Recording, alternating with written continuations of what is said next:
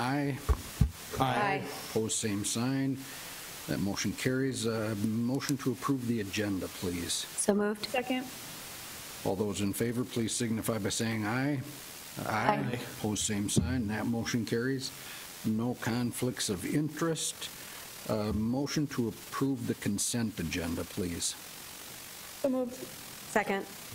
All those in favor, please signify by saying aye. Aye. Opposed, same sign. That motion carries, and we are on to the reports of the president. Now read the report. We're very pleased to have Andy and Becky here to talk about how these tax has done in our housing over the years. Andy is our director of housing. He has been with housing for 11 years, but his experience in housing and working with students is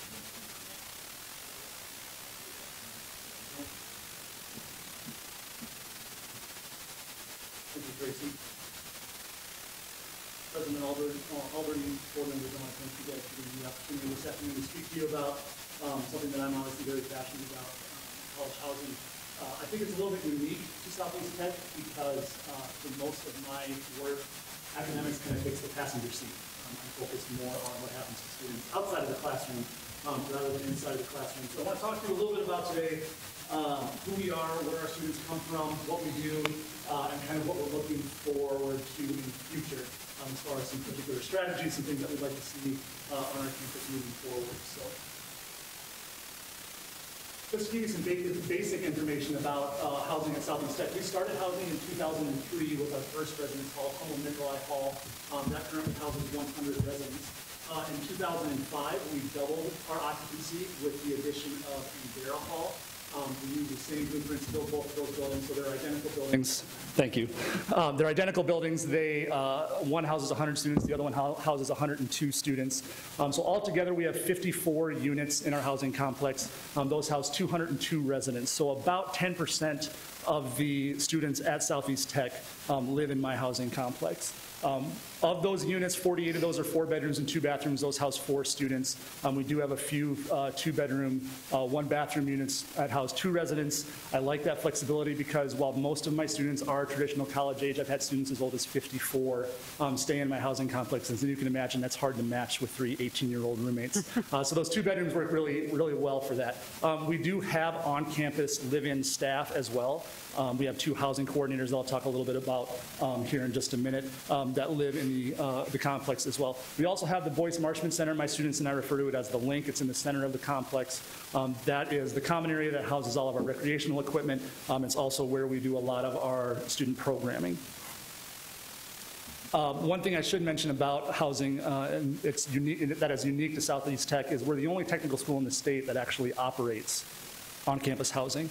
There are no other tech schools in the state that have on-campus housing. Mitchell Tech has adjacent housing, but they don't operate it. So we have a very kind of unique relationship with Southeast Tech that I'll get into a little bit here next. Just to give you an idea about our governance, we are owned by a foundation. We are owned by the Southeast Technical Institute Housing Foundation. We have 5 board members. Those members are advised by administrators and housing staff. We meet quarterly, but it is operated by Southeast Technical Institute. So myself and my staff are all employees of the Sioux Falls School District.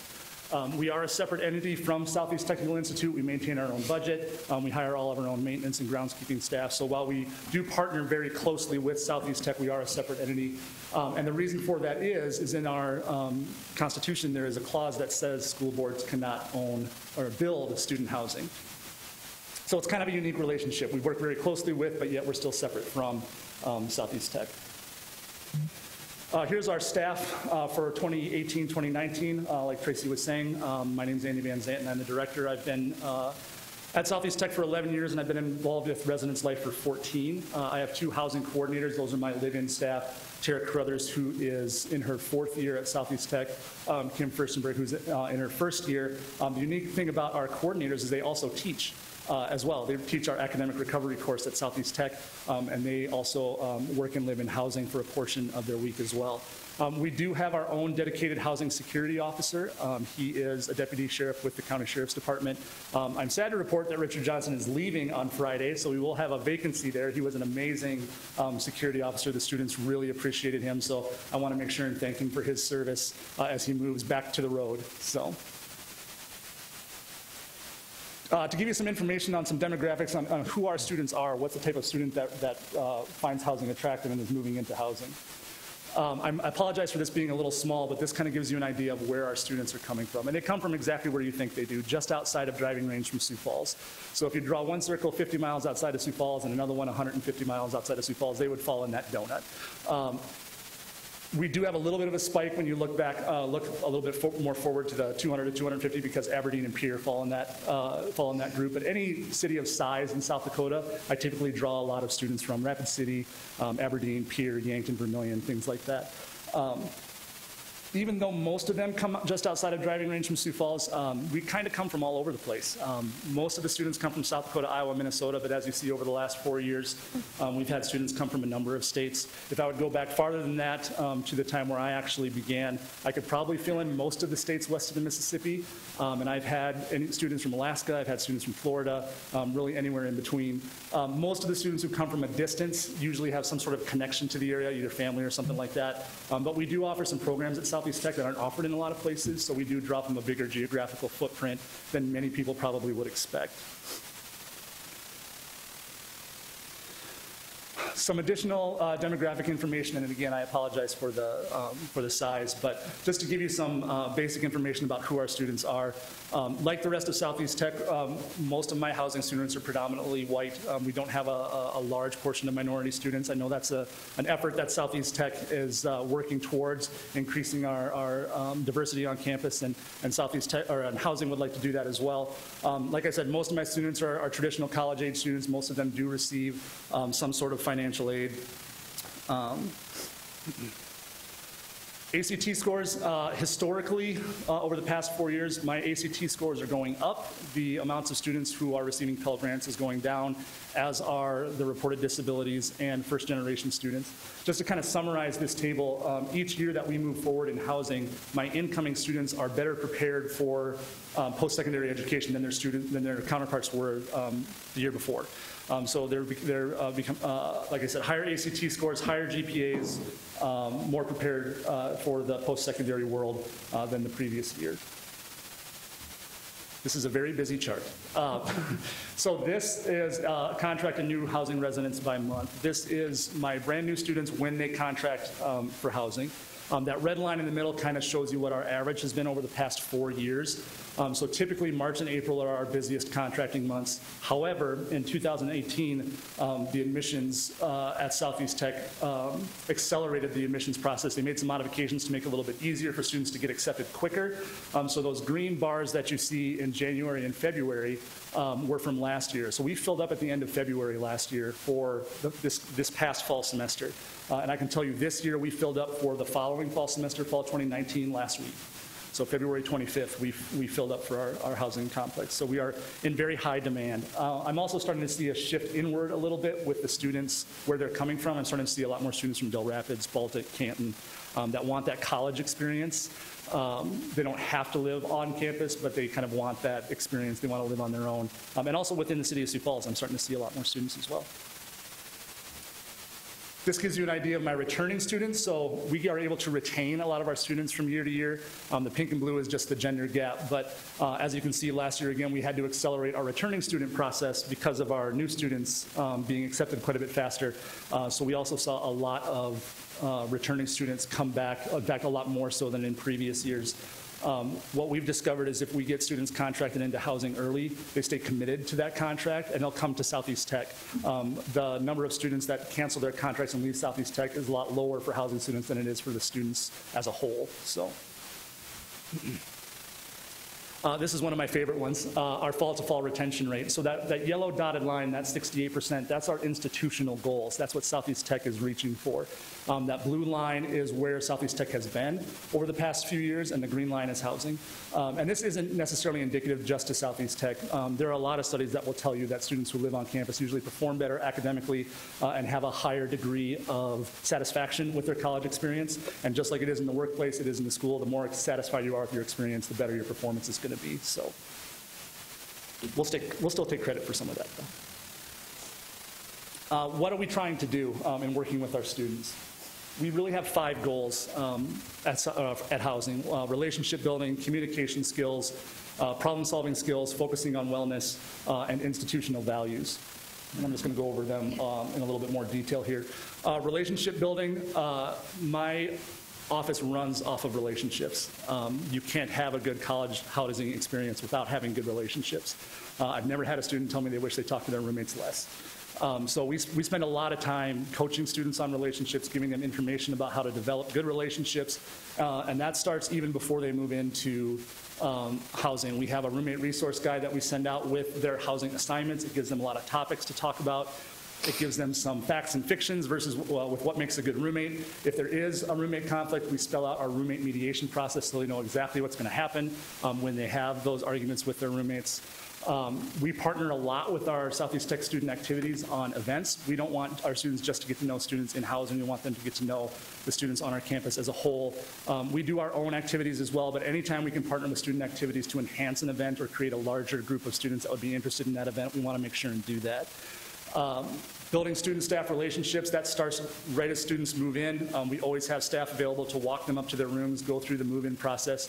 As you can imagine, that's a very stressful and kind of interesting time for students. They don't know where they're going, they don't know what they're doing. So when we try to meet with those students, let them know exactly what the process is, we develop that relationship right from the beginning. We do have floor meetings at the beginning of every semester to go over safety information and just introduce ourselves as staff. And we do a lot of one-on-one meetings, and that can cover the gamut of academic problems, personal issues, helping people find a good car mechanic. It can be really anything. We also do a lot of passive programming. What I mean by passive programming is bulletin boards, flyers, things like that. We want to make sure students have information on campus resources. We give them relationship tips. We've had passive programming regarding alcohol usage, healthy recipes, you name it. We change them monthly to give them good information. Communication skills, like I said, we do conflict resolution and mediation with that mediation guide.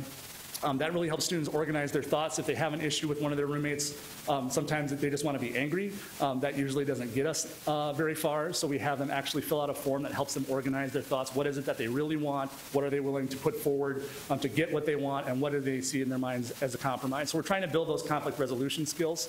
I think that's really important because in any employer of size that you're going to be working at, there's probably going to be somebody that you're not naturally just going to connect with. So developing those positive conflict resolution skills early and using them, I think will really help them in the workplace.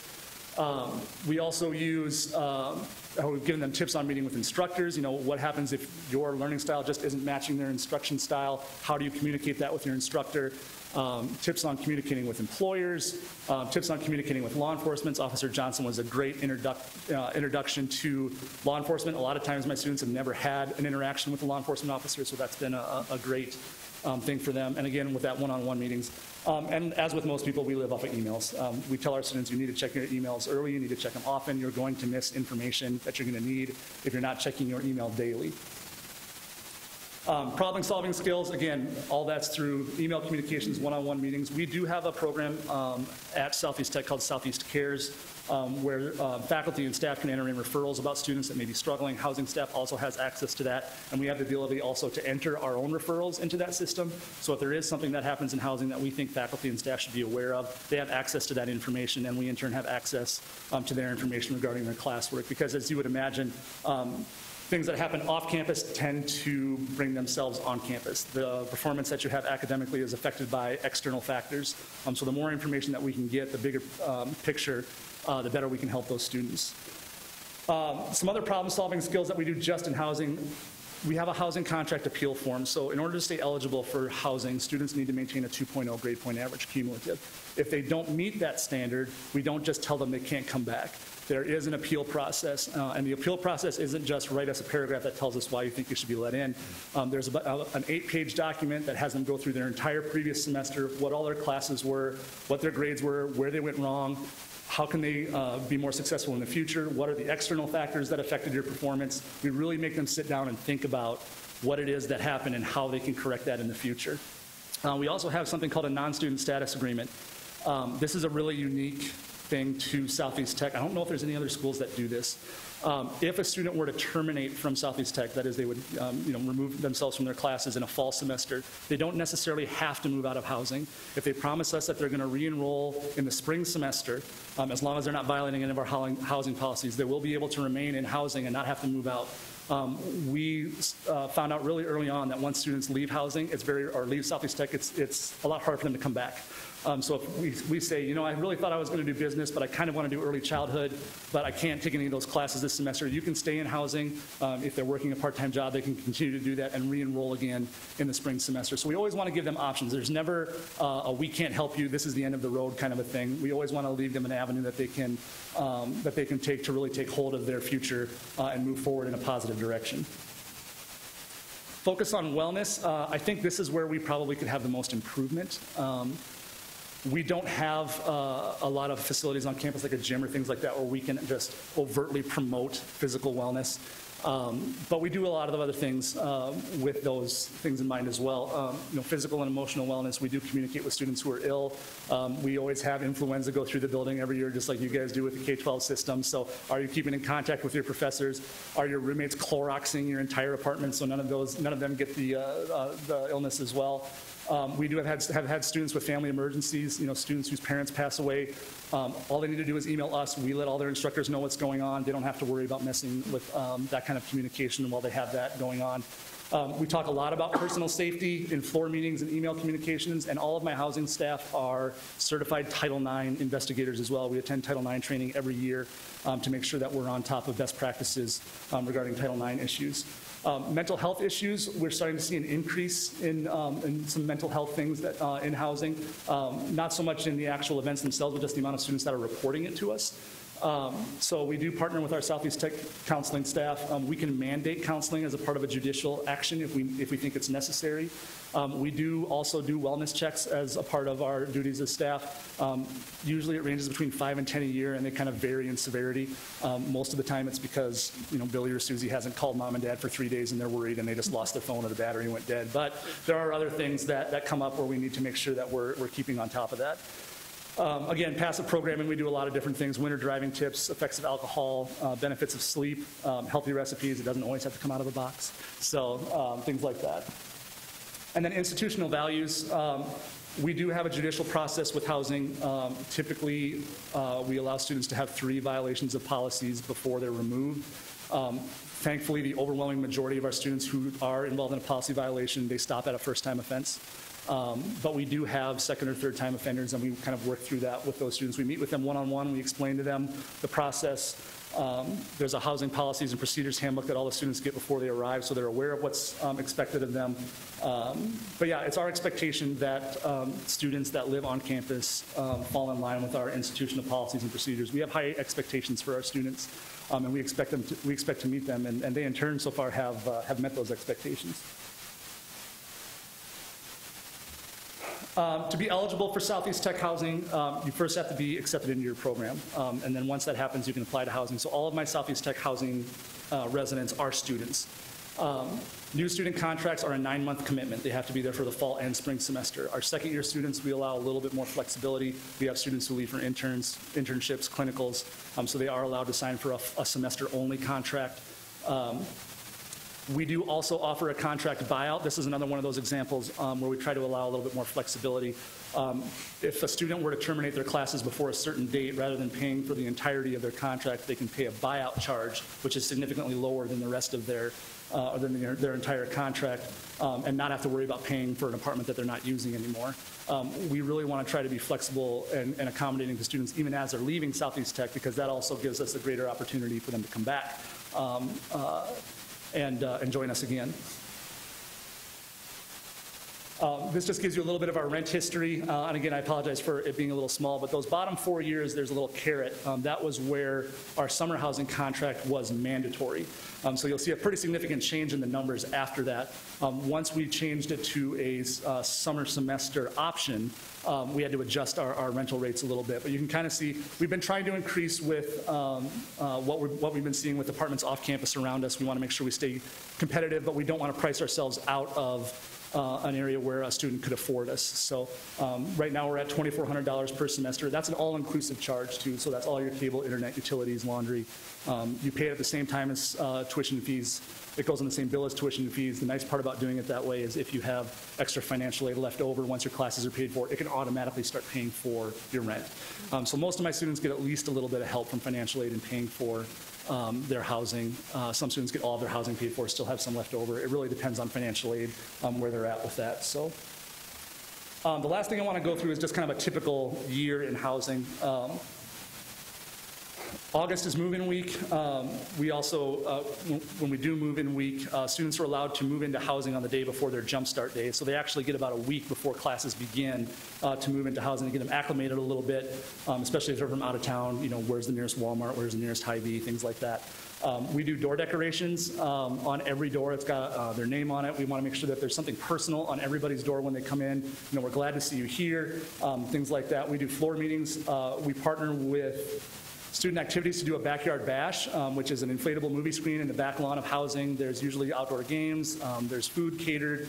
I think last year we had about 300 students at it, so it's a really popular event towards the end of August. September through November, we do a lot of housing activities. I think one of the most unique ones that we do is our attendance challenge. We challenge our housing students to attend every class for the first 30 days. If they do that, they get a free pop and a free candy bar from housing staff. And it's really not the thing they get that's important, it's the recognition. We've did some tracking on this past year, and in the fall semester, the students who met that challenge averaged a 3.21 GPA at the end of the semester. Everybody else averaged a 2.72. So, you know, get there early, be there often. That's a really important thing to kind of impress upon those students. If you can do it for 30 days, you develop those good habits, you'll be able to do it for the rest of the semester. So we did it again this semester too, and I'll be interested to see if those statistics hold out. We do a catered Thanksgiving dinner every November. We had about 70 students at that this year. I have some students who don't really have homes to go back to for Thanksgiving, or they live too far away to be able to go home. So to be able to have the full Thanksgiving spread, we eat family style at long tables. So it's a real Thanksgiving meal that they can eat with their friends. We do birthday signs. Every time a student has a birthday, they get a sign on their door for that month wishing them a happy birthday. We do door decorating contests, and you should see some of the things that these students do with their doors. We give them gift cards, and the amount they spend on decorations far outweighs the amount that they would win for gift cards. But for Halloween and Christmas, we've done that before. We do individual resident meetings, and those can be anything: academic concerns, roommate concerns, personal concerns, policy violations. Just to give you an example of some of the things that I've done before, I had a student a few years back find out she was 18 years old. It was the first day of classes, and she found out she was pregnant. And her, the father of the baby was getting deployed that same week. So we talked about how, like, are you going to tell your parents? If so, how are you going to tell your parents? Let's practice on how you're going to do those sorts of things. So it's not just academically related. It's whatever happens in the life of an 18 to 21-year-old. Those are the types of things that we deal with. So. We manage vacancies. We do have some mid-semester move-ins, not a lot, but we do have some of those. We always are seeking out new spring residents. We usually get between 15 and 25 new spring residents a year. December is a busy month for us. I think some people think that we follow the academic calendar quite a bit, so we wouldn't be as busy in December, but typically when students are gone, that's when I'm the busiest. We have a lot of move-outs during the December, the end of the semester time. We lose some students to clinicals, graduations, internships. We do have students who transfer or withdraw for various reasons. We prepare for new spring residents. We do a lot of safety and maintenance checks. We're always checking smoke detectors, furnace filters, those sorts of things. We identify needed maintenance. If there's that hole in the wall that no one's told us about yet, we usually find it at Christmas time. January through April looks a lot like our fall semester. That's usually when we fill up. Up until the last 2 years, we usually filled up to mid-April to mid-May, but now we're really advancing that forward a little bit. So, and then May is move-out week. We usually move out about 140 students in 5 days.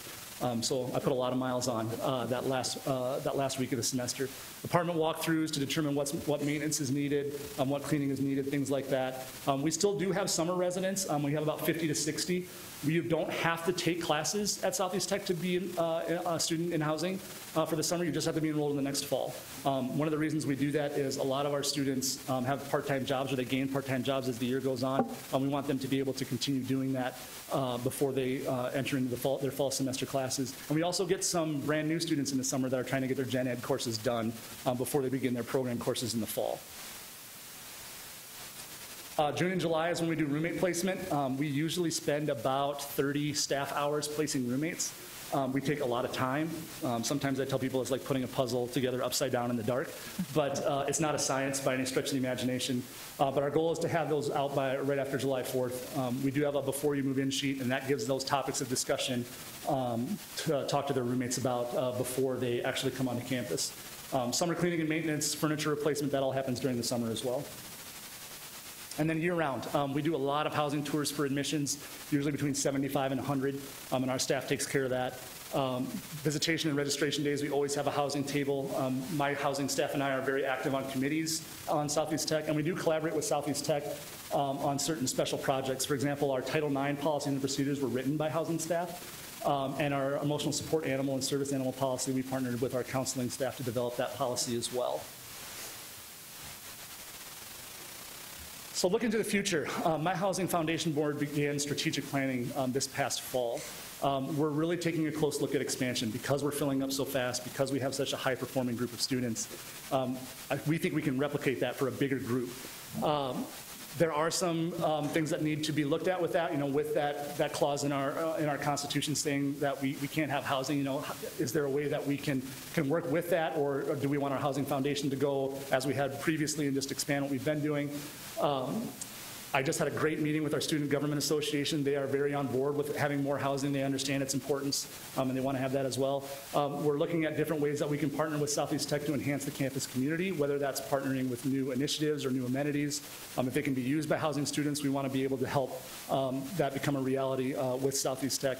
And hopefully there will be more details about where we land, a more concrete plan moving forward this coming summer. So.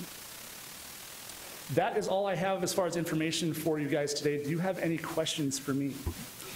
Has a needs study been done, like how many more units would be full or close to full that you guys could support? Yeah, that's a really good question, and it's a hard number to get, and the reason why is because we develop a wait list, and my wait list has been anywhere between 50 and 150 people historically. Once you reach a certain point on your wait list, they stop putting themselves on the wait list. So that number is so hard for us to really grab. When you ask students, we've done student surveys before, just informal conversations with students. More is always better. So we've been talking with students. If we were to build more housing, what kind of housing would you want? We've really started to notice that students value privacy more than they value space. Wish list thinking here, I would like to see maybe some studio or 2-bedroom apartments as an option. That would also be a lot more attractive to my non-traditional student population. So we could not only add more housing students coming in, brand new students, but maybe our existing students as well might find an on-campus option more attractive because they might only have one roommate or be living by themselves, as opposed to finding something off-campus too. I should also mention we've developed some pretty good partnerships with off-campus property management companies as well. So even if we are full, we don't say we can't help you. We will say, we have these different groups. They're student-friendly. They have student discounts. You can go and take a look at the apartments the same day they register for classes. So I never want to tell students we can't help you. There's always another option. There's always something else that we can do. So that's a good question. Thank you. Yeah, thank you. Any other questions? A lot going on, and I think it's good to engage. I think part of the things that people continue on with their education, and they still want to feel like they're a part of something and that community. And so you don't have to go to college to have that kind of social dorm type of student life. We want people to be involved within their campus and have a sense of pride about attending Southeast Tech. And so it seems like you're doing a great job, and your team is doing a great job of really building a community of students and a support system, and getting them involved in not just Sioux Falls or going to and from class, but getting to know their neighbor and getting, and being incentivized for building good study habits and attendance and things like that. So Absolutely. Great job on, Yeah, we've discovered that access and success go hand in hand. So the more access you have to something, the more successful you'll be at that thing. So you can have no more access to Southeast Tech than living on the actual Right. campus. With the weather-related activities that we've had, my students don't have any excuses not to be able to go to class. They don't have an interstate to worry about or Right. roads to travel. They can just walk right across the parking lot. So, yeah, good work. All right. thank you. Thank you, Andy. Look forward to hearing the plans for potential expansion, so that'll be exciting. May I have a motion to acknowledge the Housing Foundation update, please? So moved. Second. Discussion? Just great information, and thank you. It was very good information to know about this, and I'm you excited very for much. the students who get to participate in the program there. Thank you. All right. No other discussion. All those in favor, please signify by saying aye. Aye. Opposed, same sign. That motion carries. And on to the Foundation Director Search Update. President Griggs. Yep, good afternoon, President Alberti, members of the board. The next two items, I have very short updates for you, but important events that we wanted to at least bring to your attention here. I think you're all aware that our foundation director, Shelley Unruh, resigned and has taken a position with the city. It's a great opportunity for her, but with the last meeting of the foundation board, Southeast Tech was requested to run a search for her replacement. So we have begun that process. We have a search committee established. We had actually our first meeting of the search committee last week. 5 foundation board members are on that search committee. There's 1 faculty member and I think 2 staff and myself. So it's a fairly large committee. I was impressed, though, by the board's willingness to participate in that search process. I think it shows you their investment and the commitment they have and the importance of that position going forward. I just spoke with our HR director before we came over this afternoon, and she has posted the position on the website. It'll go into higheredjobs.com, Indeed, LinkedIn, so forth. So we'll get that out there, and by all indications, we're hoping we'll have a good, strong pool to consider. And that completes that report. Okay, thank you. Suppose we need a motion to acknowledge the report. So moved. Second. Okay, any discussion? Hearing none, all those in favor, please signify by saying aye. Aye. Aye. Opposed, same sign. That motion carries. Sure, and as soon as you approved that report, I thought of one more thing to add. So, I don't know if you have to formally amend your motion or not, but We'll- with the search process itself is the launch of the search, and what we're hoping to do is leave the position open, the vacancy announcement open for 3 weeks, pull the search committee in. We have some pre-screening criteria we'll evaluate. Whether we do a first round of phone interviews or we're able to just select 3 finalists, as an example. We're going to try to move forward, though, very quickly with the search. What we hope to do is to have the finalists on campus before we have graduation in May. So that's a pretty aggressive timeline for any search, let alone, I think, an academic search. But we are going to move forward as quickly as we can, and again, hoping that we have a solid pool.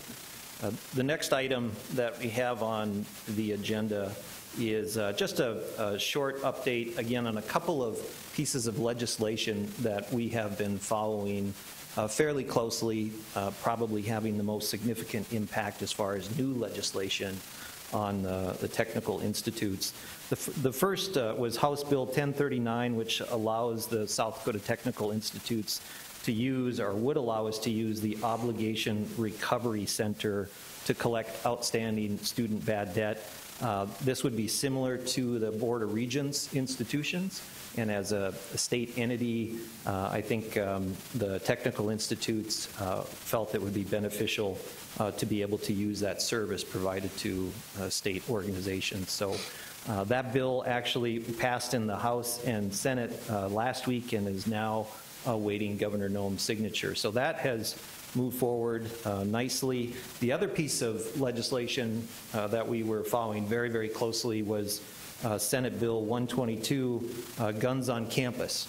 And that bill caused quite a bit of concern and debate on campus. We forwarded that information to our student government organization for their consideration when we really wanted their voice in this conversation, and asked them to reach out to their legislators as well.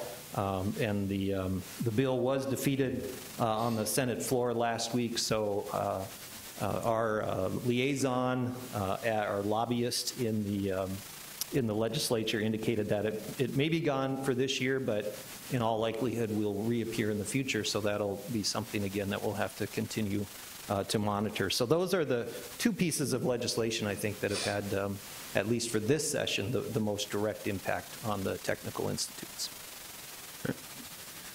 Any questions for Bob on the legislative update? If not, can I get a motion to acknowledge that report? So moved. Second. Any discussion? Bob, anything to add? No, I don't have any new, no amendments there. I did want to thank Andy, though, for his help. He has done a tremendous job. Coming in as I did from Minnesota, one of the unique things I think President gets an opportunity to deal with are issues that happen over the weekends with students on maybe some extracurricular activities at times and so forth. And I really have to compliment Andy and his staff. They do a wonderful job in terms of working with those students to intervene before we have serious issues. And so I think that has gone very quietly, which is something that, frankly, in higher ed can be a little unusual in terms of disciplinary matters and so forth. So I give Andy and his staff full credit for the wonderful job they do in terms of working with those students.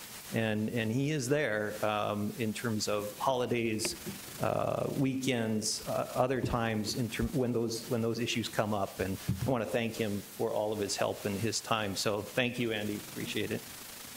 I said thank you. All right, thank you. We have a motion second. All those in favor, please signify by saying aye. Aye. Opposed, same sign. That motion carries. Anything else to come before the board? If not, may I have a motion for adjournment? So moved. We are adjourned.